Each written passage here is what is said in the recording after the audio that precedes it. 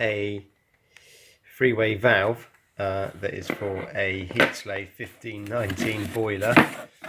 Fits other Heatslave boilers, so it's like a Honeywell, labelled up as Bosch, Worcester Bosch, direct replacement basically. So the one I've got at the moment, we've got problems with the heating. The radiator's not getting fully hot, so I've bought a new valve. I did try changing the synchron motor inside the head, this bit, and didn't really do anything at all. So yeah, apparently that ball on the inside can deteriorate.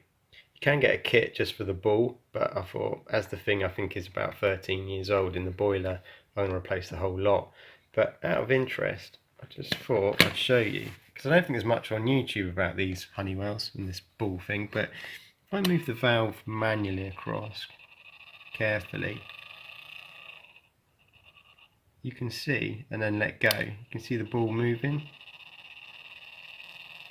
Apparently the balls, they can disintegrate, but also they can become stuck, so they don't rotate. And when they don't rotate, you get like a not a flat surface, but it does something funny with the surface of the ball, and it can cause problems with the seal. So I think that's what I've got going on really. But yeah, do it again, just opening up.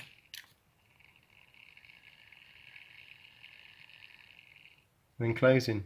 These things seem to be made all over the place. That's got made in GB on the box, but then when you look at this, it's got made in Hungary. So I don't know what's going on there. Anyway, what I'll do, the next video I'll do, because I'm taking the old one out, the whole lot, I'll show you the condition of that one, so you can see the difference.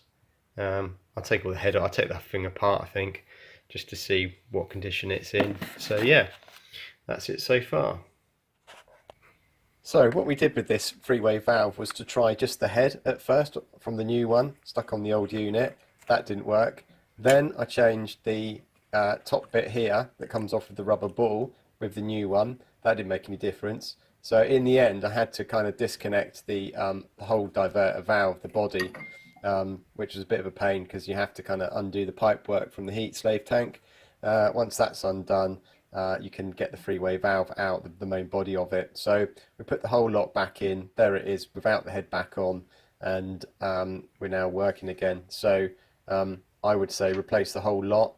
Don't bother just replacing bits. That's the old body, which is a bit kind of a mess. I did try cleaning it up inside, but it didn't make any difference. So I just pulled it all out, stuck the whole new valve unit in the Heatslave boiler. So yeah, that's all good now. That's the old ball unit. It was still kind of like fairly loose to move, but obviously previously the people didn't really look after the boiler, so we've got magna clean in. It's been flushed now, but some of the deposits are still on the inside of the pipework. But yeah, the new one's nice and smooth, so the motor should be able to move that freely. So yeah, thanks for watching. Don't forget to subscribe and any comments.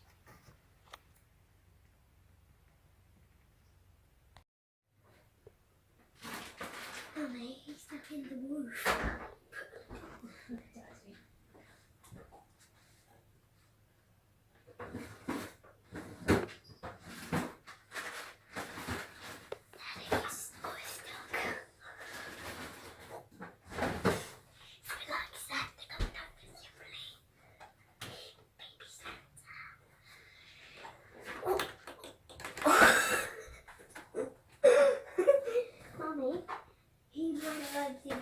Side flip and back flip.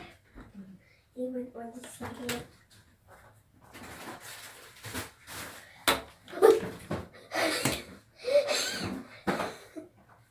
He's showing his hands now. It's really, really funny. Hello, funny man. Can you see how funny it is? It is so hilarious. Look.